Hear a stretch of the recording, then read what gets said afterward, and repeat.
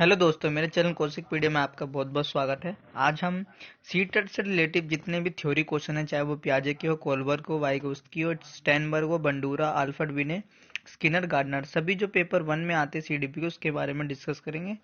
तो अभी टाइम कम है, हम फटाफट स्टार्ट करते हैं अपने क्वेश्चन। वो पहला क्वेश्चन है, डैश के अतिरिक्त बुद्धि के निम्नलिखित पक्षों को स्टेनबर्ग के त्रितंत्र सिद्धांत में संबोधित किया गया। जो स्टेनबर्ग ने 3 सिद्धांत दिए थे, तो इसमें से कौन सा नहीं दिया गया? तो उसने सोशल के बारे में नहीं कहा था। उसने अवयवुत, अनुभाविक, संदर्भगत, तीनों मतलब कंस्ट्रक्चुअल, एक्सपीरियंशियल और कॉम्पोनेंशियल, इन तीनों के बारे में कहा था सोशल को छोड़ के। नेक्स्ट क्वेश्चन देखते हैं अपना। हार्वर्ड गार्डनर का बुद्धि का सिद्धांत बताता है कि पहला सामान्य बुद्धि, दूसरा विद्यालय में आवश्यक समान योग्यताएं, तीसरा प्रत्येक विद्यार्थियों की विलक्षण योग्यताएं, चौथा शिक्षार्थियों में अनुबंध कौशल। तो हार्वर्ड गार्डनर जो कहते हैं कि हर व्यक्ति में सीखने की अलग अलग एबिलिटी होती है, सब अलग अलग तरीके से सीखते हैं। तो इसका राइट आंसर हो जाएगा 3, प्रत्येक व्यक्ति की विलक्षण योग्यताएं।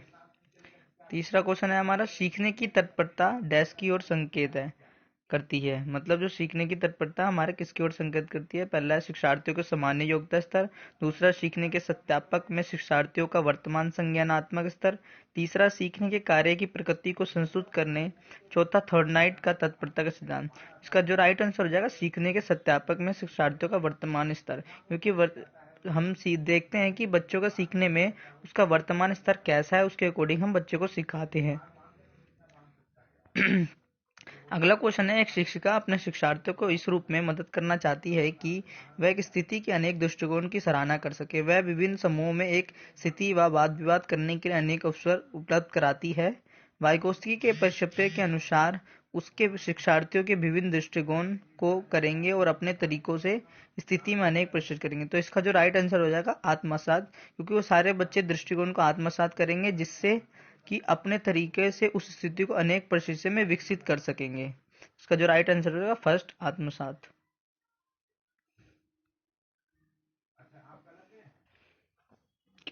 अगला क्वेश्चन है, सीता ने हाथ से दाल और चावल खाना सीख लिया है। जब उसे दाल और चावल दिए जाते हैं तो वह दाल चावल मिलाकर खाने लगती है।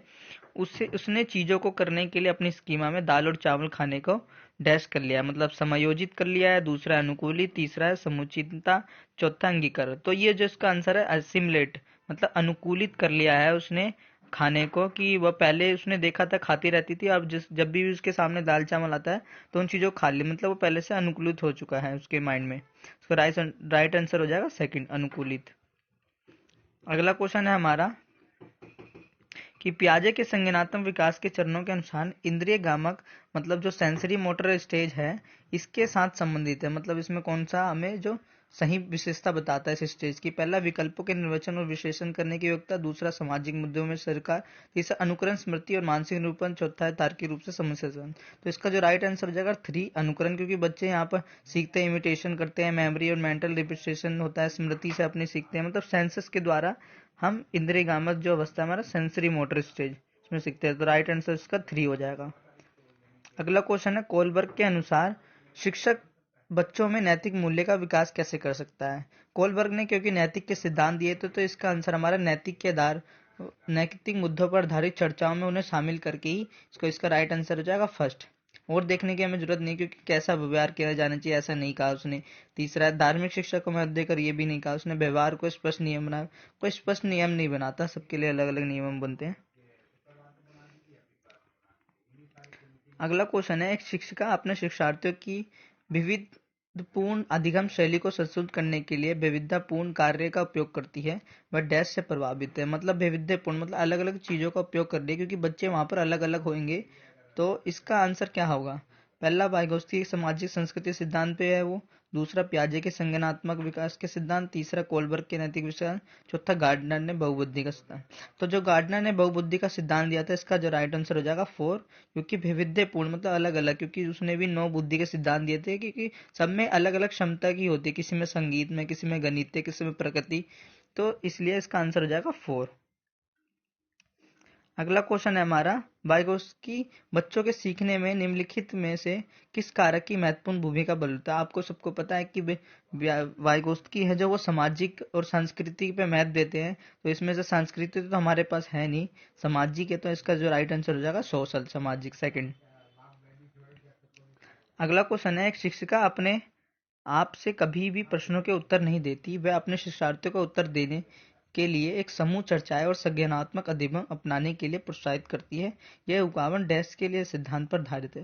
देखो, समूह चर्चाएं, संज्ञानात्मक, ये सब पियाजे और वाइगोत्स्की की बात करते हैं कि हमें बच्चों को ग्रुप में रख के सिखाना चाहिए, क्योंकि एक्टिव पार्टिसिपेट, जिससे कि बच्चा एक्टिव पार्टिसिपेट कर सके ग्रुप में। तो इसलिए इसका जो राइट आंसर हो जाएगा 2, सक्रिय भागीदारी। यह उद्भावन सक्रिय भागीदारी पर आधारित है, सेकंड राइट है इसका। अगला क्वेश्चन है, वाइगोत्स्की के सिद्धांत का निहितार्थ है, मतलब कि वाइगोत्स्की के जो सिद्धांत दिया है उसका क्या निहित अर्थ है, मतलब क्या उसका इम्प्लीमेंट्स है। पहला है सहयोगात्मक समस्या समाधान, दूसरा प्रत्येक विद्यार्थियों को व्यक्तिगत रूप से दत्त कार्य देना, तीसरा प्राथमिक व्याख्या के बाद कठिन सवालों को हल करने में बच्चों की सहायता न करना, चौथा बच्चे उन बच्चों की संगति में श्रेष्ठ रूप से सीख सकते हैं जिनका उनके बुद्धि उपलब्धन से कम होता है। ऐसा कोई बात नहीं कही गई उसने, ना उसने कठिन सवालों के, ना उस श्रेष्ठ से सीख सकता है, ना उसे दत्त कार्य मतलब असाइनमेंट देके। उसका जो राइट आंसर होता है कोलैबोरेटिव प्रॉब्लम सॉल्विंग, मतलब सहयोगात्मक समस्या समाधान। हम सहयोग से कोई भी समस्या का समाधान आसानी से कर सकते हैं। अभी आपने पिछले क्वेश्चन में ही देखा कि वो एक्टिव पार्टिसिपेंट होता है ग्रुप में सीखने में। अब जो बुद्धि उपलब्धक सामान्य डैश रूप से शैक्षणिक निष्पादन से संबंधित है, तो इसका जो राइट आंसर है उच्च रूप से, क्योंकि जो बुद्धि होते हैं उच्च रूप से शैक्षिक रूप में परफॉर्मेंस करते हैं। इसका राइट आंसर हो जाएगा सेकंड। अगला देखते हैं हम, बहुबुद्धि सिद्धांत निम्नलिखित निहितार्थ देता है सिवाय। जैसे अब बहुबुद्धि का सिद्धांत क्या देता है, एक को छोड़ के वो बताना में। विषयों को विभिन्न तरीकों से प्रस्तुत किया जा सकता है, हाँ ये बात सही है, क्योंकि उसने अलग अलग दिए थे बुद्धि के सिद्धांत। दूसरा, विविध तरीकों से सीखने का आकलन किया जा सकता है, ये भी बात ठीक है। तीसरा, संज्ञानात्मक बुद्धि होने से संबंधित नहीं है, ये बात भी ठीक है, उसने सही कहा था। कि चौथा, बुद्धि प्रेरण प्रक्रियाओं को एक विशिष्ट समुच्चय है जिसका उपयोग एक व्यक्ति द्वारा समस्या समाधान के लिए किया जा सकता है। तो इसका जो राइट आंसर हो जाएगा 4 हो जाएगा। अगला क्वेश्चन है हमारा,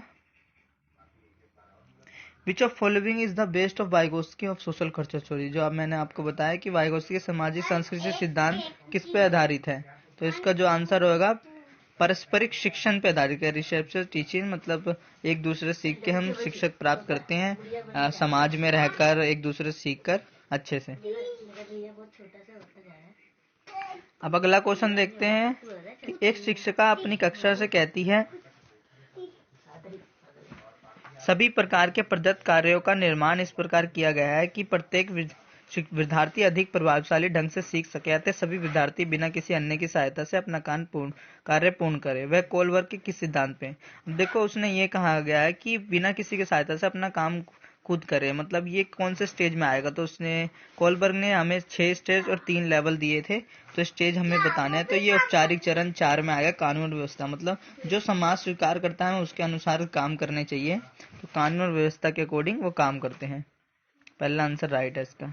अगला क्वेश्चन देखते हैं कि निम्नलिखित में से कौन सा आलोचनात्मक दृष्टिकोण बहुबुद्धि का सिद्धांत, मतलब आलोचनात्मक सिद्धांत में से नहीं है, पूछा है। यह शोध आधारित नहीं है। दूसरा, विभिन्न बुद्धियों भिन्न विद्यार्थियों के लिए विभिन्न पद्धतियों का मांग करती है, ये भी ठीक है। प्रतिभाशाली विद्यार्थी प्राय एक ही क्षेत्र में अपनी विशेषता प्रदर्शित करते हैं, ये गलत होगा, क्योंकि प्रतिभाशाली जो विद्यार्थी होते हैं वो अलग अलग चीजों में अलग अलग रूप से प्रदर्शित करते हैं, केवल एक ही क्षेत्र में नहीं करते, इसलिए इसका राइट आंसर 3 हो जाएगा। ये थ्योरी की वो नहीं है, आलोचनात्मक दृष्टिकोण। अगला क्वेश्चन है, बहुबुद्धि सिद्धांत के वैध नहीं माना जाता क्योंकि विशिष्ट प्रश्नों के अभाव में भिन्न बुद्धियों का मापन संभव नहीं, इस कारण इसे वैध नहीं माना जाता, क्योंकि ये सभी 7 बुद्धियों को समान नहीं देता, ये भी ठीक बात है। यह केवल अब्राहम मैस्लो के जीवन वर्षित, ये भी ठीक है। और यह सर्वाधिक महत्वपूर्ण सामान्य बुद्धि जी के अनुकूल सुसंगत नहीं है, ये भी ठीक है। इसमें बस इसके कारण इसे वैध नहीं माना जाता। ये सारे हार्वर्ड गार्टनर के हैं, पियाजे के सारे क्वेश्चन हैं। आपके सामने, क्योंकि ये बहुत जरूरी है पेपर 1 पेपर 2 दोनों के लिए, इसमें पूछे जा सकते हैं। अब अगला क्वेश्चन, संज्ञानात्मक विकास निम्न में से किसके द्वारा समर्थित होता है। अब देखो, संज्ञानात्मक विकास, जब तक अच्छा वातावरण, अच्छे रूप से कुछ भी चीज ना मिले हमें सीखने के लिए विविध रूप से, तो कोई भी चीज हम सीख नहीं पाएंगे, संज्ञान पे हमारा असर नहीं पड़ेगा। तो इसका राइट आंसर 3 हो जाएगा, समृद्ध और विविधतापूर्ण वातावरण उपलब्ध कराना बच्चों को। अब अगला क्वेश्चन है, वाइगोत्स्की के सिद्धांत में विकास के निम्नलिखित में से कौन सा पहलू की अपेक्षा की जाती है। तो ये भी क्वेश्चन अभी दोबारा आ गया, फिर से पूछा गया था, जैविक, क्योंकि इसने जैविक की अपेक्षा की जाती है। अगला क्वेश्चन है, 1 वर्ष तक के शिशु जब आंख व कानों से सोचती है, जैसे आपको बताया था सेंसरी मोटर, तो ये किस में आएगा, तो ये सेंसरी मोटर में ही है, आंख कान नाकों से सीख रहे हैं, मतलब बच्चे जो अपने सेंसर्स के उपयोग करते हैं। तो इसका 3 हो जाएगा, इंद्रजनित गामक स्तर। अगला क्वेश्चन है, रिया कक्षा पिकनिक तय करने हेतु ऋषभ से सहमत नहीं है। तो ये वह सोचती है कि बहुमत अनुकूल बनाने के लिए नियमों का संशोधन किया जा सकता है। यह सहपाठी विरुद्ध पियाजे के अनुसार निम्नलिखित में किसके संबंधित है। तो इसका जो राइट आंसर हो जाए सहयोग की नैतिकता, क्योंकि वो सहयोग की नैतिकता से असंबंधित है, क्योंकि वह सोचती है कि बहुमत के अनुकूल बनाने के लिए नियमों का संशोधन किया जा सकता है, इसलिए राइट इसका 4 हो जाएगा। अगला क्वेश्चन है, निम्नलिखित में से कौन सा स्टैंडर्ड के बुद्धि का त्रिस्तर सिद्धांत का एक रूप है। तो उसने 3 दिए थे, प्रैक्टिकल दिए था, हमारा एक्सपीरियंशियल दिया था, और भी दिए थे। यो इसमें से जो मेन इसका हो गया प्रैक्टिकल इंटेलिजेंस उसने दिया था, प्रायोगिक भी नहीं दिया था, ना संसाधन ना गणितीय। गणितीय बुद्धि तो हमारा गार्डनर का है, संसाधन की बात किसी ने की, प्रायोगिक भी नहीं हो सकता, इसलिए तो इसका राइट आंसर फर्स्ट हो जाएगा, व्यवहारिक बुद्धि। अब अगला क्वेश्चन है कि किसने सबसे पहले बुद्धि का परीक्षण का निर्माण किया। तो फर्स्ट है डेविड वेल्च है, दूसरा एल्फ्रेड बी ने, तीसरा चार्ल्स एडवर्ड एक्सपेरिमेंट, चौथा रॉबर्ट स्टेनबर्ग। तो इसका राइट आंसर हो जाएगा फर्स्ट, सेकंड हो जाएगा एल्फ्रेड बिने ने किया था बुद्धि का सबसे पहला परीक्षण का निर्माण। अगला क्वेश्चन है, शब्दों में अक्षरों को क्रम को पढ़ने में कठिनाई का अनुभव करना और अक्षर चाक्षुष स्मृति का हास। तो ये क्वेश्चन हर बार आता है, डिस्लेक्सिया, डिस्कैल्कुला, डिस्ग्राफिया या डिस्प्रैक्सिया, ये सारे संबंधित हैं अधिगम विकार से। तो इसमें जिसमें बच्चा पढ़ने से अधिगम करता है तो वो डिस्लेक्सिया के अंदर आता है, इसलिए इसका राइट आंसर हो जाएगा फर्स्ट, डिस्लेक्सिया। अगला क्वेश्चन देखते हैं, एल्बर्ट बंडूरा के सामाजिक सिद्धांत के अनुसार निम्न में से कौन सा सही है। पहला, खेल अनिवार्य है और उसे विद्यालय में प्राथमिकता दी जानी चाहिए। दूसरा, बच्चों के सीखने के लिए प्रतिरूपण मॉडलिंग का एक मुख्य तरीका है। तीसरा, अनुसुलझा संकट बचने को नुकसान पहुंचा सकता है। संज्ञानात्मक विकास सामाजिक विकास से स्वतंत्र। तो इसका जो राइट आंसर हो जाएगा वो सेकंड हो जाएगा। नेक्स्ट क्वेश्चन देखते हैं, जब बच्चे एक अवधारणा को सीखते हैं और उसका प्रयोग करते हैं तो अभ्यास उनके द्वारा की जाने वाली त्रुटियों को कम करने में मदद करता है, क्योंकि अभ्यास के द्वारा हम उसकी त्रुटियों को कम कर सकते हैं। यह विचार दैश के द्वारा दिया गया, तो ये E.L. थॉर्नोइक के द्वारा दिया गया था और इसका राइट आंसर हो जाएगा फर्स्ट। अगला क्वेश्चन है, एक कार्य के दौरान साइना स्वयं से बात कर रही है। देखो फिर से ऐसी क्वेश्चन आ गया, इसमें हम स्वयं से बात करते हैं कि वह कार्य किस प्रकार प्रगति कर सकता है। लैब वागस्ती की भाषा और चिंतन के बारे में दिए गए विचारों के अनुसार इस तरह के व्यक्तिगत भाग को क्या दर्शाता है। तो ये सेल्फ रेगुलेशन की बात कर रहा है, इसका राइट आंसर है 4, स्वनियम। आत्म केंद्रित की बात हमारा इको सेंट्रिज्म की बात प्याजे करते हैं कि वो आत्म केंद्रित है। वाइगोत्स्की 3 दिए थे, एक व्यक्तिगत वार्ता, एक प्राइवेट स्पीच, सोशल स्पीच से 3 दिए थे, तो इसका राइट आंसर 4 है हमारा, स्वनियम मतलब सेल्फ रेगुलेशन। अगला क्वेश्चन है, गतिविधियों के दौरान छात्रों को संघर्ष करते हुए देख एक अध्यापक बच्चों को संकेत और इशारे जैसे क्या, क्यों, कैसे प्रदान करने का फैसला लेती है। लैब वाइगोत्स्की के सिद्धांत के अनुसार अध्यापक ही क्या है, मतलब इससे अधिगम के लिए पाठ आधारभूत संरचना का काम करेगी, क्योंकि बच्चे क्या, क्यों, ऐसे प्रदान का फैसला लेते हैं, इसलिए इसका राइट आंसर है 4, act of scaffold for learning. जो स्कैफोल्डिंग का काम करते हैं हम, पाठ ढांचा, उसका उपयोग है छात्रों से। अगला क्वेश्चन देखते हैं हम, लॉरेंस कालबर्ग के सिद्धांत के अनुसार किसी कार्य के लिए वो इसलिए करना चाहिए क्योंकि दूसरे से स्वीकृति देते हैं। तो इसका नैतिक विकास कौन से चरण में आते हैं। प्रथागत मतलब जो 3 इसने लेवल दिए थे 1 2 3, तो ये दूसरे लेवल में आता है। पहला है प्री कन्वेंशनल, फिर दूसरा कन्वेंशनल, फिर पोस्ट फॉर्मल कन्वेंशनल या पोस्ट कन्वेंशनल बोल सकते हैं आप इसे। ये इसका राइट आंसर प्रथागत हो जाएगा, मतलब कन्वेंशनल स्टेज में आता है कि दूसरे स्वीकृति देते तो हमें उन कार्यों को करना चाहिए। अगला क्वेश्चन है बहुबुद्धि का सिद्धांत जोड़ देता है। आपको सबको पता है बहुबुद्धि का सिद्धांत गार्डनर ने दिया था। तो बुद्धि की विभिन्न दशाएं, दूसरा है बुद्धि में कोई व्यक्तिगत भिन्नता नहीं होती, बुद्धि उपलब्धि केवल वस्तुनिष्ठ प्रश्नों के द्वारा ही मापी जा सकती है, एक आयाम में बुद्धिमत्ता अन्य सभी उदाहरण में बुद्धिमत्ता निर्धारित करती है। तो ये तीनों ऑप्शन गलत सोचते हैं। पहला ऑप्शन है बुद्धिमत्ता की विभिन्न दशाएं, क्योंकि बहुबुद्धि जोड़ देता है कि केवल एक ही बुद्धि नहीं, बच्चों में अलग अलग बुद्धि पाई जा सकती है, इसलिए सेवरल फॉर्म की बात की है उसने। बहुबुद्धि का सिद्धांत इसलिए दिया है कि मल्टीपल इंटेलिजेंसी है, सब में अलग अलग सोचने करने की क्षमता होती है। इसका राइट आंसर फर्स्ट हो जाएगा। अब जीन पियाजे के संज्ञानात्मक विकास के सिद्धांत में पूर्व संज्ञानात्मक अवस्था में विकास का मुख्य गण क्या होगा? तो पहला परिकलित निगात्मक सोच, दूसरा संरक्षण और पदार्थों को क्रमबद्ध करने की क्षमता, तीसरा अमूर्त सोच का विकास, चौथा विचार सोच में केंद्रीकरण। तो उसने पूर्व की बात की है, मतलब प्री ऑपरेशनल स्टेज। तो इसमें विचार सोच में केंद्रीकरण, मतलब वो बच्चा सेंट्राइज थाउट, अपने थाउट को सेंटर नहीं कर पा सकता, अलग अलग पक्षों में करके नहीं सकता। अब पहले की हाइपोथेसिस की बात की जाए तो ये अमूर्त अवस्था में आता है। दूसरा संरक्षण और पदार्थों को क्रमबद्ध करने की क्षमता, यह आपका आता है कंक्रीट में आता है ये आपका। और तीसरा अमूर्त सोच का, ये भी आपका एब्स्ट्रैक्ट में आता है। तो इसलिए ये आंसर नहीं होंगे, क्योंकि उसने प्री ऑपरेशनल का पूछा है, तो विचार सोच में केंद्र 4 इसका राइट हो जाएगा। अगला क्वेश्चन देखते हैं हम। लैव वाइगोत्स्की का सामाजिक संस्कृति परिचय अधिगम में डैश के महत्व को प्रदर्शित है। क्या आपको पहले मैंने बताया था कि जो वाइगोत्स्की ने सामाजिक संस्कृति के बारे में दिया था, तो वो कल्चर टूल्स की बात करता है, मतलब संस्कृति उपकरण करो ना, वो अभिप्रेरणा ना संतुलीकरण ना गुणरोपण की बात करता है। तो इसका आंसर हो जाएगा संस्कृति उपकरण। अब अगला क्वेश्चन देखते हैं। जीन पियाजे अपने संज्ञानात्मक विकास के सिद्धांत में संज्ञानात्मक संरचनाओं को डैश रूप में वर्णित करते हैं। अब आपको पता है जीन पियाजे ने इस स्कीमा के बारे में दिया था, विकास का समीपस्थित जोन ऑफ प्रॉक्सिमल, ये इसकी बात नहीं करते, ना मनोविज्ञान उपकरणों की कोई बात करते हैं, ना स्टिमुलस रिस्पॉन्स एसोसिएशन, ये तो किसी और ने दिया था। तो जो जीन पियाजे है वो स्कीमा की बात करते हैं। तो इसका राइट आंसर सेकंड हो जाएगा, जो हमारे माइंड में सोचने या किसी चीज को निर्धारित करने के लिए किया जाता है। अब जन्म से किशोरावस्था तक बच्चों में विकास की क्रम होता है। जब मैं आपको, अगर आपने पियाजे के 4 स्टेज पूछे तो आप बता सकते हैं कि सबसे पहले सेंसरी होता है, फिर उसके बाद कंक्रीट, फिर अब्स्ट्रैक्ट, ऐसे चलता रहता है। इसका राइट आंसर हो जाएगा आपका सेकंड। आप ऐसे भी कर सकते हो, सेंसरी के बाद आपका आ गया प्री ऑपरेशनल, फिर कंक्रीट, फिर अब्स्ट्रैक्ट। इसका राइट आंसर 3 है। अब अगला क्वेश्चन है, एकाधिक बुद्धि का सिद्धांत कहता है, मतलब एक से अधिक बुद्धि का सिद्धांत क्या कहता है? ये भी इसी ने दिया था, मल्टीपल इंटेलिजेंसी गार्डनर ने।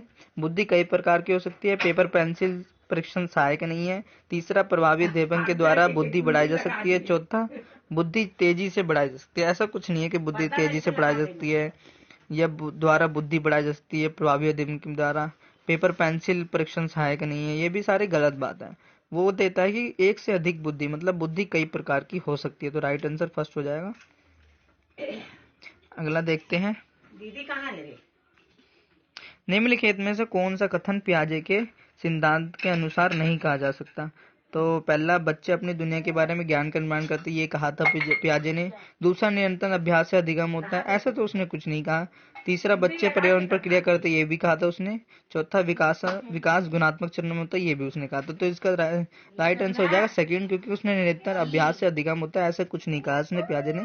तो राइट सेकंड है इसका। अगला क्वेश्चन है, निम्नलिखित में से कौन सी पूर्व संज्ञानात्मक विचार की सीमा नहीं है? पूर्व संज्ञानात्मक मतलब अभी आपको जो बताया प्री ऑपरेशन की सीमा नहीं है, मतलब सीमा जिसमें कोई नेगेटिव बात ना हो, वो सीमा है नहीं है। तो पहला, प्रतीकात्मक विचार का विकास, दूसरा अहमियता, तीसरा अनुकर्मिता, चौथा ध्यान केंद्रित करने की प्रवृत्ति। तो इसमें इरेवलिस्टिविटी होती है, क्योंकि बच्चा रिवर्स नहीं कर पाता, कंक्रीट चीजों को भी नहीं सोच पाता वो, क्योंकि वो 7 से 11 में सोच पाता है। तो इसका जो राइट आंसर हो जाएगा कि प्रतीकात्मक विचार का विकास, उसमें जो डेवलपमेंट हो, सिंबॉलिक थॉट मतलब बोलने के विचार विकसित होते हैं। तो ये इसकी सीमा नहीं है, क्योंकि सीमा से अलग है ये। सीमा उसी कहते हैं जो रोकते हैं, बट इसमें तो उसका विकास हो रहा है, डेवलपमेंट हो रहा है। तो इसका राइट आंसर फर्स्ट हो जाएगा। अगला क्वेश्चन है, कोलबर्ग के सिद्धांत के योगदान के रूप में निम्नलिखित में से किस ये माना जा सकता है। मतलब जो कोलबर्ग ने सिद्धांत दिया था उसमें कौन सा सिद्धांत सही माना जाता है? इस सिद्धांत में विस्तृत परीक्षण प्रक्रिया है पहला। दूसरा है ये नैतिक तर्क कार्रवाई के पीछे के स्पष्ट संबंध स्थापित करता है, ऐसा भी नहीं कहा उसने। तीसरा उनका विश्वास है कि बच्चे नैतिक दार्शनिक है, ऐसा भी नहीं कहा उसने। चौथा है उनके सिद्धांत ने संज्ञानात्मक परिपक्वता और नैतिक परिपक्वता के बीच एक सहयोग का समर्थन किया। इसका राइट आंसर हो जाएगा, क्योंकि जो कोलबर्ग थे वो पियाजे के सिद्धांत से प्रभावित थे, इसलिए वो एक सहयोग की समर्थन करते हैं दोनों संज्ञान और नैतिक के बीच। अगला क्वेश्चन है विकास का सिरोपरिधमक दिशा सिद्धांत व्याख्या करता है। जो आपने सेफलोकोडल प्रिंसिपल पढ़ा है, मतलब सिर से लेकर पैर की ओर, तो इसका राइट आंसर वही हो जाएगा, हेड टू टो जाती है। ग्रामीण से शहरी ऐसे कुछ पढ़ा भी नहीं। सामान्य से विशिष्ट की ओर, ये तो उसके मैक्सिमम है, वो हम नहीं पढ़ते। इसमें भिन्न से एकीकृत कार्य, ये भी उसने ऐसे कुछ नहीं कहा। तो इसका जो सिरोपदी मतलब सिर से लेकर पद तक, मतलब पैरों तक जाता है, तो सिर से पैर की ओर, राइट आंसर फर्स्ट हो जाएगा।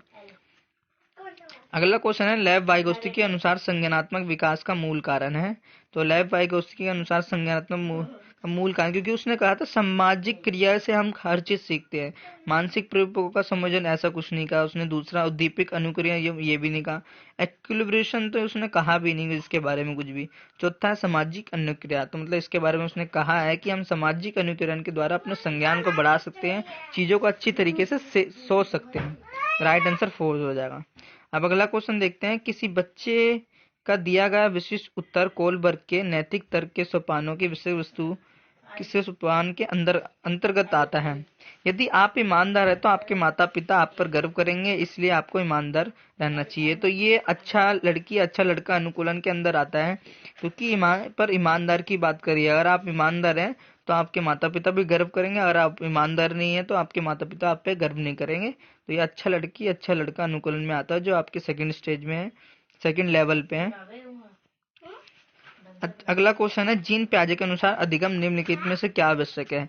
तो पहला ईश्वरीय न्याय विश्वास, दूसरा शिक्षक और माता पिता द्वारा पुनर्वन, तीसरा है शिक्षार्थियों के द्वारा पर्यावरण की सक्रिय खोजबीन, चौथा है वयस्कों का व्यवहार का अवलोकन। तो वो पता है जीन पियाजे ने कहा था कि जिसमें बच्चे सक्रिय रूप से पर्यावरण में खोज करते हैं, एक्सप्लोरेशन करते हैं, उसी को मेन कहा गया। तो इसका राइट आंसर 3 हो जाएगा, शिक्षार्थियों द्वारा पर्यावरण की सक्रिय खोजबीन। अगला क्वेश्चन है हमारा जीन पियाजे के अनुसार प्रारूप स्कीमा निर्माण वर्तमान योजना के अनुरूप बनाने हेतु नवीन जानकारियों में संशोधन और नवीन जानकारियों के आधार पर पुरानी योजनाओं में संशोधन के परिणाम के रूप में घटित होता है। तो उसने वो दो चीज दिए थे, उसका एक है असिमुलेशन एंड अकोमोडेशन, जिसमें हम नई जानकारियों के अनुरूप नवीन जानकारियों में संशोधन करते हैं, जो हम नई नई चीजें लेते हैं, और जो नवीन जानकारी के आधार पर पुरानी योजनाओं में संशोधन करते हैं, तो वो समावेशन और समायोजन के रूप में है। सेकंड इसका राइट आंसर हो जाएगा असिमुलेशन और अकोमोडेशन। अगला क्वेश्चन है आपका हार्वर्ड गार्डनर का बहुबुद्धि सिद्धांत सुझाता है। आप देखोगे इतने सारे गार्डनर के क्वेश्चन है, पियाजे, कोलबर्ग, वाइगोत्स्की, सबके क्वेश्चन मैंने ऐड किए क्योंकि ये सारे जरूरी है। पहला है शिक्षक को चाहिए विषय वस्तु का वैकल्पिक विधियों को पढ़ाने के लिए बहुबुद्धि का एक रूपरेखा तैयार कर ग्रहण करें। दूसरा है समता भाग्य और एक अवधि के भीतर नहीं बदलती, ऐसा कुछ नहीं कहा उसने। हर बच्चे को प्रत्येक विषय 8 विषयों में अलग अलग पढ़ाना चाहिए, ऐसा भी कुछ नहीं कहा उसने। चौथा है बुद्धि को केवल बुद्धि परीक्षा से ही निर्धारित किया जाए, ऐसा भी नहीं है कि जरूरी नहीं है कि आईक्यू से हम उसको निर्धारित कर सकते हैं। तो इसका राइट आंसर फर्स्ट हो जाएगा, शिक्षक को चाहिए कि विषय वस्तु को वैकल्पिक विधियों से पढ़ाने के लिए बहुबुद्धि को एक रूपरेखा तैयार कर ग्रहण करें, जिससे कि बच्चे सही प्रकार से सीख सके वैकल्पिक विधियों से भी। अगला क्वेश्चन है लेव वाइगोत्स्की के समाज संरचना सिद्धांत में दृढ़ विश्वास रखने वाले शिक्षक के नाते आप अपने बच्चों के आकलन के लिए निम्नलिखित में से किस विधियों को वरीयता देंगे? मतलब कौन सी विधि है जो लेव वाइगोत्स्की, आपको पता है लेव वाइगोत्स्की किसकी बात करते हैं? कोलैबोरेटिव लर्निंग की बात करते हैं। इससे पहले भी आपको क्वेश्चन में सहयोगात्मक अधिगम की बात करते हैं। तो इसका राइट आंसर 3 होगा, सहयोगी प्रोजेक्ट, मतलब कोलैबोरेटिव प्रोजेक्ट की बात करते हैं जिसमें बच्चे एक्टिव होकर अच्छे से सीख पाए, एक्टिव पार्टिसिपेंट बन पाए। राइट 3 हो जाए। अब अगला क्वेश्चन देखते हैं कि जीन पियाजे के अनुसार बच्चे कैसे हैं। अब उसने बच्चे की बात की है, तो ज्ञान को सक्रिय रूप से संरचित करते हैं, जैसे जैसे दुनिया में व्यवहार कौशल का प्रयोग करते हैं तथा अन्वेषण करते हैं। दूसरा प्रश्नात्मक अधिगम की प्रक्रिया अनुसरण तो दूसरों का अवलोकन करते हैं, ऐसे उसने कुछ नहीं कहा। तीसरा उद्दीपक संबंध, ये भी उसने नहीं कहा। चौथा पुरस्कार और दंड की तो बात ही नहीं करता, वो यही कहता है कि ज्ञान को सक्रिय रूप से संरचित करते हैं जैसे जैसे वह दुनिया में व्यवहार कौशल का प्रयोग करते हैं तथा अन्वेषण करते हैं। तो राइट आंसर इसका हो जाएगा फर्स्ट। अगला क्वेश्चन है, एक बच्चा तर्क प्रस्तुत करता है कि हिंद को दवाई की चोरी नहीं करनी चाहिए। ये क्वेश्चन बताता है कि एक बच्चा तर्क प्रस्तुत करता है कि हिंद को हर दवाई की चोरी नहीं करनी चाहिए। वह दवाई जो उसकी पत्नी की जान बचाने के लिए जरूरी है, क्योंकि ये यदि वह ऐसा करता है तो उसे पकड़े जाएगा और जेल भेज दिया जाएगा। क्योंकि जेल भेजने की बात करी इसलिए वो डर रहा है कि मैं चोरी नहीं करूंगा। कोलबर्ग के अनुसार वह बच्चा नैतिक समझ की किस अवस्था के अंतर्गत आता है। तो ये देखो और दंड मिलने की बात कर रहा है, क्योंकि अगर वो चोरी करेगा तो दंड मिलेगा और जेल जाएगा। तो इसके अंदर ऑप्शन 3 राइट हो जाएगा हमारा, दंड एवं आज्ञापालन अधिविन्यास, the punishment of obedience and orientation. आपको यार हिंदी में भी दिक्कत है पढ़ने में, आप इंग्लिश में भी पढ़ के क्वेश्चन कर सकते हो आसानी से। अब अगला क्वेश्चन देखते हैं कि नीचे निम्नलिखित स्थितियों को सिद्धांत को दर्शाती है। अब किसने सिद्धांत को दर्शाती है बताना है। जो विद्यार्थी अच्छा प्रदर्शन नहीं कर पाते वह महसूस करते हैं कि वह पर्याप्त रूप से अच्छे नहीं है और हतोत्साहित महसूस करते हैं, तब उनमें बिना प्रयास के कार्य को आसानी करने से छोड़ देने की संभावना होती है। अब जैसे कि आप खुद सोचते हो कि हम इस चीज में अच्छे नहीं प्रदर्शन कर सकते, तो हमें हमारे अंदर ऐसी संवेग की भावना आ जाती है कि हम इस कार्य को छोड़ ही दें या हमसे होगा ही नहीं, ऐसा होता है। तो इस ये किस सिद्धांत को प्रदर्शित करता है। पहला है संज्ञान एवं संवेग अलग नहीं है। दूसरा संज्ञान एवं संलेख संबंधित है नहीं है। तीसरा अनुवांशिक एवं पर्यावरण अलग नहीं है। चौथा अनुवांशिक एवं पर्यावरण संबंधित। अब इसमें अनुवांशिक की तो बात ही नहीं करी, हेरिडिटी एनवायरनमेंट की, तो ये लास्ट के तीसरा चौथा ऑप्शन गलत हो गया आपके। संज्ञान और एवं संज्ञा संबंधित नहीं है, दूसरा पूछ रहा है। ऐसा कहीं नहीं कि अगर आपको संवेग पे इफेक्ट पड़ेगा तो आपके संज्ञान पे, जैसे कि आप महसूस ही खराब कर रहे हो तो आपके संज्ञान पे इफेक्ट पड़ेगा कि आप उस कार्य को करना छोड़ दोगे। तो इसका राइट आंसर फर्स्ट हो जाएगा, संज्ञान एवं संवेग अलग नहीं है, दोनों अंतर्निर्भर और अंतर संबंधित है। अगर एक पे इफेक्ट पड़ेगा तो आपके दूसरे पे भी इफेक्ट पड़ेगा। अगला क्वेश्चन देखते हैं, बुद्धि के बारे में निम्नलिखित कथनों में से कौन सा सही है। बुद्धि अभिसारी रूप से सोचने की योग्यता है। दूसरा, बुद्धि अनुभव के परिणाम के रूप में व्यवहार में एक अपेक्षाकृत स्थायी परिवर्तन है। तीसरा, बुद्धि का अनुवांशिक विशेषक है जिसमें मानसिक अद्वितीय जैसे स्मरण एवं तर्क शामिल होते हैं। चौथा है, बुद्धि बहुआयामी है जिसमें बुद्धि परीक्षणों के द्वारा पूर्ण रूप से परिमेय ना की जाने वाली योग्यताएं शामिल है। अब देखो, परिमेय ना की जाने वाली योग्यता मतलब ये आंसर ठीक होगा, क्योंकि बुद्धि सिद्धांत बहुआयामी है, अलग अलग तरीकों से सोचने की बात करता है, मल्टी डायमेंशनल है। तो इसमें ऐसे हम चीजों की परिमेय करते हैं जिसकी हम योग्यता शामिल ही नहीं है। पूर्ण रूप से परिमेय ना की जाने वाली मतलब हम बहुत प्रकार से सोच सकते हैं, बहुत प्रकार से बच्चों के बारे में अच्छा कर सकते हैं, बुद्धि के बारे में उनके। राइट 4 हो जाएगा। अगला देखते हैं, जीन पियाजे के सिद्धांत का प्रमुख प्रस्ताव है कि डैश पहला है, बच्चों की सोच वयस्कों से निम्न होती है, ऐसा भी उसने नहीं कहा। कि दूसरा, बच्चों की सोच वयस्कों से बेहतर होती है, ऐसा भी नहीं कहा उसने। तीसरा, बच्चों की सोच मात्रात्मक रूप से, मात्रात्मक की तो बात ही नहीं करता, क्वांटिटेटिव की बात नहीं करता। चौथा, बच्चों की सोच गुणात्मक रूप से वयस्कों से भिन्न होती है। हाँ, वो गुणात्मक रूप की बात करता है, क्वालिटिव रूप से, क्वांटिटी नहीं, क्वालिटी रूप से वो बात करता है। उसका राइट आंसर 4 हो जाएगा। अगला क्वेश्चन, निम्नलिखित में से कौन सा विकास की व्यापक आयामों की सही पहचान करता है। तो व्यापक मान हमारा आता है PCSE, मतलब शारीरिक, संज्ञानात्मक, सामाजिक और संवेग। इसके फर्स्ट राइट हो जाएगा। कहीं कहीं आपको मनोवैज्ञानिक देखने को मिलता है, मगर मनोवैज्ञानिक इसका राइट आंसर नहीं होगा। शारीरिक से हम स्टार्ट करते हैं, संज्ञान पे जाते हैं, सामाजिक, इसका राइट आंसर फर्स्ट हो जाएगा। अगला क्वेश्चन देखते हैं, लेव वाइगोत्स्की के अनुसार अधिगम। अब देख, लेव वाइगोत्स्की ने किसके बारे में दिया था, नैतिक सामाजिक विकास के बारे में। तो इसका राइट आंसर फर्स्ट ही हो जाएगा, एक सामाजिक गतिविधियां, ना एक व्यक्तिगत की बात करें ना एक निष्क्रिय। निष्क्रिय तो कोई बात ही नहीं करता, सब सक्रिय एक्टिव लर्निंग की बात करते हैं, एक्टिव पार्टिसिपेंट की बात करते हैं। तो इसका राइट आंसर फर्स्ट हो जाएगा, सामाजिक गतिविधियां। अगला क्वेश्चन है हमारा कि निम्नलिखित में से कौन सा पूर्व गुणात्मक अवस्था काल में बच्चे को विशेष करता है। पूर्व की, फिर से प्री ऑपरेशनल की बात करी, मतलब कि इसमें क्या बच्चे की विशेषता है, मतलब क्या हम देख सकते हैं इसमें। पहला, वर्तुल प्रतिक्रिया। दूसरा, लक्षण निर्देशित व्यवहार। तीसरा, विलंबित अनुकरण। चौथा, विचारों की अनुक्रमणिकता। तो इसका जो राइट आंसर हो जाएगा, इरिवर्सिबिलिटी ऑफ थॉट, विचारों की अनुकूलता। मतलब बच्चों अपने विचारों को रिवर्स करके नहीं सोच पाता, वो रिवर्स करने की थिंकिंग उसकी कंक्रीट स्टेज, मतलब 7, जो आपके 7 से 11 स्टेज है उसमें होती है। तो ये विचारों की अनुकूलता इसका राइट आंसर हो जाएगा। अगला क्वेश्चन है, निम्नलिखित में से कौन सा लॉरेंस कोहलबर्ग के द्वारा प्रस्तावित नैतिक विकास की अवधारणा है? क्योंकि उसने 6 स्टेज दिए थे और 3 लेवल दिए थे, उसमें से हमें एक ही बताना है कौन सा इसका स्टेज अवस्था है ना।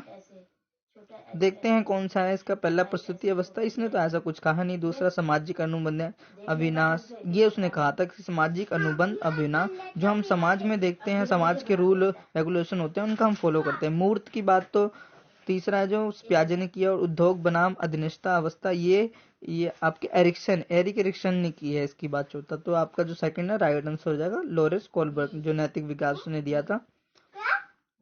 अगला क्वेश्चन है, निम्नलिखित में से किस विज्ञान ने बच्चों के ज्ञान के सक्रिय जिज्ञासु के रूप में देखते हुए उनके चिंतन पर सामाजिक एवं समृद्धि विषय पर वस्तु के प्रभाव का महत्व दिया? अब देखो, आप ऊपर पढ़ोगे तो सक्रिय जिज्ञासु को तो आपने प्याजे के बारे में पढ़ा, बट आप आगे देखते देखते आइए कि उसमें सामाजिक संस्कृति की बात की, तो इसका क्वेश्चन हो जाएगा आपका लेव वाइगोत्स्की। क्योंकि क्वेश्चन बदलने का तरीका ऐसे ही होता है कि ऊपर कंसेप्ट ऐसा देते हैं, हम आधा पढ़ते हैं, जो सक्रिय जिज्ञासु उसने बोले तो हम सीधा प्याजे लगा दें, बट नहीं, ने सामाजिक संस्कृति विषय। क्योंकि जितने भी वैज्ञानिक है सब बच्चों की सक्रिय जिज्ञासु के बारे में सोचते हैं, मगर समाज संस्कृति के बारे में वाइगोत्स्की ने कहा है, तो इसका राइट आंसर सेकंड हो जाएगा। अगला क्वेश्चन कहते हैं, जिगसॉ पहेली को करते समय 5 वर्ष की नजमा स्वयं से कहती है, नीला टुकड़ा कहाँ है? नहीं, ये वाला नहीं, गाढ़े रंग वाला, जिससे ये जूता पूरा बन जाएगा। इस प्रकार के वार्ता को व्यक्ति वाइगोत्स्की किस प्रकार संबोधित करते हैं? आपको पता है कि मैंने वाइगोत्स्की ने 3 प्रकार की स्पीच दी थी, प्राइवेट है, सोशल है, और जो अपने माइंड में खुद गुनगुनाते हैं वो वाली स्पीच जो सुनाई नहीं देती। तो इसके अनुसार वो स्वयं से बातें कर रही है, तो इसका जो आंसर हो जाएगा व्यक्तिगत वार्ता, मतलब प्राइवेट से, खुद से। आपके अंदर की तो बात प्याजे करते हैं, तो इसलिए 4 नहीं होगा इसका। स्क्वायर फोल्डिंग तो एक तो वो है सहारा देना, अब जोर से बोलने की बात तो कोई करता ही नहीं है, इसका राइट आंसर फर्स्ट ही होगा। अगला क्वेश्चन है, बच्चों के संज्ञानात्मक विकास के संदर्भ में निम्नलिखित में कौन सी प्याजे की संरचना है? मैं आपको पहले भी बताया था, प्याजे की संरचना है कि संज्ञान पे जो जोड़ता है वो स्कीमा कहलाता है। स्कीमा है, तीनों ऑप्शन गलत है, अवलोकन, अधिगम, अनुबंध और प्रबलन, इसलिए पहला राइट है इसका। अगला क्वेश्चन देखते हैं, निम्नलिखित कथनों में से कौन सा बुद्धि के बारे में सही है? तो बुद्धि के बारे में आपको पहले ही बताया था कि बहुआयामी एक तथा जटिल योग्यताओं का एक समूह है, मतलब अलग अलग योग्यताएं, कम्प्लेक्स एबिलिटी इसके अंदर होती है, तो इसका राइट आंसर 4 हो जाएगा। अब अगला क्वेश्चन है, संरचनावादी दृष्टिकोण के अनुसार अधिगम के बारे में निम्नलिखित कथनों में से कौन सा सही है? पहला, अधिगम पुनरुत्थान एवं स्मरण की प्रक्रिया। दूसरा, याद करने की, ये तो कहा ही नहीं उसने, याद करने के बारे में कभी कोई कहता ही नहीं है। तीसरा, अधिगम आवर्ती संबंध के द्वारा व्यवहारों का अनुबंध है। चौथा, अधिगम सक्रिय विनियोजन के द्वारा ज्ञान की संरचना। अब देखो, जहां कंस्ट्रक्टिविज़ होते हैं वो ज्ञान की संरचना की बात करते हैं, मतलब जहां पर बच्चे एक्टिव रूप से सीख सके और ज्ञान का निर्माण, मतलब नॉलेज होता है एक्टिव एंगेजमेंट में, तो राइट आंसर 4 हो जाएगा। ये आपके आंसर की है जो मैंने आपको बताया, तो इसमें आप आंसर की दे सकते हैं। अब आगे और क्वेश्चन है वो डिस्कस करते हैं। 4 distinct stage of children intellectual development are indefinite by, मतलब जो 4 संज्ञान की इस अवस्था किसने दी थी? तो ये स्किनर की बात करते हैं, स्किनर ने इसकी अवस्था दी थी चारों। अगला क्वेश्चन था, inside theory of learning promote by, जो इनसाइड लर्निंग थ्योरी किसने दिया था? गेस्टलवाद थ्योरी है, जितने भी हमारे गेस्टलवाद हैं उन्होंने इसके बारे में दिया था। Development is a never ending process, the idea associated, मतलब नेवर एंडिंग प्रोसेस, ये चलती रहती है, निरंतरता का सिद्धांत दर्शाता है, प्रिंसिपल ऑफ कंटिन्यूटी। चौथा हमारा अगला क्वेश्चन है, the stage of which a child begins to think logically about object and events is now. अब कंक्रीट ऑपरेशन स्टेजेस, इसमें बच्चा लॉजिकली रूप से सोच सकता है। कौन सा? ऑब्जेक्ट के बारे में। अगला क्वेश्चन है, young child respond of new situation on the basic of response made by him her and similar situation in the past. तो ये लॉ ऑफ एनालॉजी का सिद्धांत है, जो सादृश्य का सिद्धांत कहते हैं हम इसे में, तो इसके अंदर आता है जो अपने सिचुएशन को, basic situation the respond by him in similar situation in the past, उसके अकॉर्डिंग काम करता है। अगला, अकॉर्डिंग टू जीन पियाजे at which of following stage does a child begin to think logically. अब किसमें बच्चा एब्स्ट्रैक्ट चीजों को सीखता है, मतलब सोचता है, तो 7 से 11 की स्टेज होती है। कंक्रीट ऑपरेशन स्टेज, नहीं, इसका एब्स्ट्रैक्ट प्रोपोर्शन की बात की जाए तो इसका राइट आंसर होएगा 4 हो जाएगा इसका। पियाजे following stage does children think logically about abstract, तो इसका राइट 4 हो जाएगा, ये 3 गलती से लगा है। अगला देखते हैं, children active construct their understanding of the world is a statement attribute. देखो जहाँ एक्टिव की बात करी है वो हमारा किसने दिया था, पियाजे ने दिया था, जहाँ पर पियाजे अच्छे से एक्टिव हो सकते हैं। अगला है, in which of following stage of children become active member of their peer group. तो ये अडल्टनेस की बात करती है, किशोरावस्था की बात, तो किशोरावस्था में बच्चे अच्छे से सीख सकते हैं।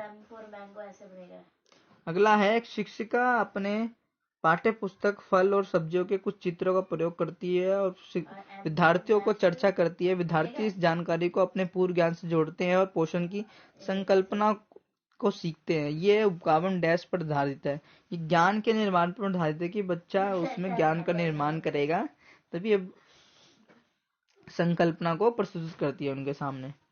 अगला आंसर है हमारा, वाइगोत्स्की बच्चों के सीखने में निम्नलिखित में से किस कारक की महत्वपूर्ण। अब आपको पता है कि वाइगोत्स्की सोशल की बात करते हैं ना, सोशल की बात करते हैं, जो सामाजिक है हमारा, सामाजिक। अब अगला क्वेश्चन है हमारा, निम्नलिखित में कौन सा सीखने का क्षेत्र है। जो हमारे सीखने का क्षेत्र है, जो ब्लूम टेक्सोनोमी है हमारी, उसमें 3 दिया था उसने, एक साइकोमोटर, एक अफेक्टिव के बारे, तो इसका राइट आंसर हो जाएगा अफेक्टिव, मतलब सेकंड, भावनात्मक। अगला क्वेश्चन, 14 वर्षीय बच्चों की बुद्धिमत्ता 75 है और उसकी मानसिक आयु हमें निकालनी है। तो मानसिक आयु का फॉर्मूला है, माका का फॉर्मूला MACA से निकलता है, तो हम MA और C अपॉन 100 ऐसे डाल देंगे, तो इससे हमारा आंसर आ जाएगा 12। अगला क्वेश्चन है, इनमें से कौन सा सिद्धांतकार यह स्पष्ट करता है कि बच्चे अपनी वृद्धि का विकास हेतु कठोर अध्ययन करते हैं। तो इसका जो राइट आंसर हो जाएगा, कठोर अध्ययन करता है, मैस्लो इसकी बात करते हैं, मैस्लो इसकी बात करते हैं। संज्ञान के विकास में किसके द्वारा समर्थित, एक समृद्ध और विविधतापूर्ण वातावरण हम जब तक उपलब्ध कराएंगे तो बच्चों के लिए अच्छा होगा। अगला क्वेश्चन, प्रचलित योजनाओं में नई जानकारी जोड़ने को किस नाम से जाना जाता है। तो हम नई जानकारी जोड़ रहे हैं, तो इसका आंसर है एसिमिलेशन कर रहे हैं हम, एसिमिलेशन की बात हो रही है ये। अगला क्वेश्चन है, हम सभी अपनी बुद्धि, प्रेरणा, अभिरुचि आदि के संबंध में भिन्न होते हैं। तो मतलब हमारी जो अलग अलग है, भिन्न मतलब सोचने की क्षमता है, तो ये व्यक्तिगत भिन्नता मतलब इंडिविजुअल डिफरेंस की बात हो रही है इसमें। लॉरेंस कोहलबर्ग के सिद्धांत के अनुसार उसने कितने नैतिक कौन से नैतिक स्तर में उसके एक भी नैतिक की उपस्थिति नहीं होती। तो फर्स्ट जो स्तर है उसमें नैतिक उपस्थिति नहीं होती, कि बच्चों को हम धीरे धीरे नैतिक के बारे में सिखाते हैं कि नैतिकता क्या है क्या नहीं है, हमें कैसे दूसरों के बड़े को आदर करना चाहिए। तो फर्स्ट स्टेज में नैतिक की अनुपस्थिति का हमें सही अर्थ पता चलता है। अगला क्वेश्चन है, अध्यापक ने ध्यान दिया कि पुष्पा अपने किसी भी एक समस्या का समाधान नहीं कर सकती, फिर वह एक वयस्क या साथी का मार्गदर्शन लेती है। तो इसका जो आंसर है सहारा, मतलब स्कैप फोल्डिंग, मतलब दूसरों की सहारा लेना। अगला क्वेश्चन, निम्नलिखित में से कौन सा आयु समूह प्रवृत्ति बाल्यावस्था श्रेणी के अंतर्गत आता है। तो ये 6 से 11 है, जो हमारा है आपका हो गया बाल्यावस्था, बाल्यावस्था 2 है, एक उत्तर है, एक वो है आपकी बाल्यावस्था, एक आपका 2 से है 6, एक 6 से है 11। अगला है, विद्यार्थियों में स्वच्छता के लिए प्रेरित करने हेतु उनकी स्वच्छंद समिति का सदस्य बनाना प्रतिबिंब करता है। ये है प्रेरणा की सामाजिक संस्कृति, क्योंकि बच्चा सदस्य के रूप में किसमें सीखेंगे, तो वो तो कंसेप्शन सोशल कल्चर में ही सीखेंगे ना, मोटिवेशन होंगे। अब इसमें आपके इतने सारे क्वेश्चन है, वो आपको बता दो। शैशव काल की अवधि क्या है, आपको पता है जन्म से 2 वर्ष होती है। दूसरा क्वेश्चन है, पियाजे के अनुसार 2 से 7 वर्ष में एक बच्चा को किस स्टेज के नाम से जाना जाता है। प्री ऑप्शनल आपको पता ही है, 2 से 7, उसके बाद आपका कंक्रीट आ जाता है। तीसरा, विकास डैश के जैसे ओर बढ़ता है, सामान्य से विशिष्ट की ओर बढ़ता है, यह भी आपको पता है। अगला क्वेश्चन, जब जब वयस्क सहयोग से समन्वय कर लेते हैं तो बच्चे के संज्ञान के स्तर पे प्रदर्शन का संभावित स्तर कैसे बदलता है। सहयोग देना, स्कैफोल्डिंग की बात होती है इसमें। अब नवीन जानकारियों को शामिल करने के लिए हम अकोमोडेशन करते हैं, इसमें असिमुलेशन नहीं आएगा इसमें, क्योंकि नवीन जानकारियों में बदलाव हो रहा है। अगला क्वेश्चन है, शिक्षार्थियों के अधिगम में वैकल्पिक विभिन्नताओं के संदर्भ में शिक्षकों को करना चाहिए विविध प्रकार की अधिगम, मतलब प्रोवाइड करना चाहिए हमें वैरायटी लर्निंग सिचुएशन। बच्चे के बारे में निम्नलिखित कथनों से किसमें कथन सही है। बच्चे वयस्कों के साथ अच्छे से सीख सकते हैं, मतलब एक्टिव लर्नर किसके साथ बनेंगे, वयस्क अपने जो बड़े हैं, पीयर के साथ, एडल्ट के साथ अच्छे से सीखेंगे। अगला क्वेश्चन है, हार्वर्ड गार्डनर का बहुबुद्धिन सिद्धांत सुझाता है। आपको बता दें कि विभिन्न विधियों का प्रयोग करना चाहिए। अब ये 5 साल का जो बच्चा है वो क्रिया करता है तो इसे जीन पैज अहम केंद्रित कहते हैं, और अपना जो वाइक उसकी इसे व्यक्तिगत वार्ता के रूप में कहते हैं, कि जो बच्चा मतलब टी शर्ट की बात कर रहा है। तो आपके ये कुछ क्वेश्चन और बच्चे हैं वो हम पूरा कर लेते हैं। एक 5 साल का बच्चा तर्क नहीं कर पाता कि वो पानी के ऊंचे संकरे के गिलास में चौड़े बर्तन में डाला जाता है और पानी की मात्रा उतनी ही रहती है। अब इन चीजों को क्योंकि वो रिवर्स नहीं कर पा रहा, तो इसका जो राइट आंसर होगा 3 हो जाएगा, can not reverse here thinking. ठीक है, आपका ये क्वेश्चन हो जाएगा। अब अगला है, द प्रोसेस ऑफ एडजस्टिंग, संतुलन बनाए रखने और स्कीमा में समायोजित करने हटाने की, मतलब ये दोनों चीज की जो हमारा एसिमुलेशन और अकोमोडेशन होता है वो किसके अंदर आता है, अनुकूलन, मतलब एडेप्टेशन के अंदर आता है, तीसरा। अब अगला क्वेश्चन है, निजी भाषा के शब्दावली। अब हमारा इतना ही क्वेश्चन है, निजी भाषा शब्दावली किसने दिया था। अब जो प्राइवेट स्कीज है वो आपका वाइगोस्की ने दिया था, वो मैं बता देता हूँ, वाइगोस्की ने दिया था। तो आपके इतने ही क्वेश्चन है। आपको कोई भी डाउट लगे तो आप कमेंट बॉक्स में कर सकते हो, ये आपके सारे क्वेश्चन है। थैंक यू, धन्यवाद। आप ये सारे क्वेश्चन करोगे तो आपके आराम से फुल में से फुल थ्योरी के मार्क्स आ जाएंगे, इससे बाहर कुछ नहीं आएगा पेपर में।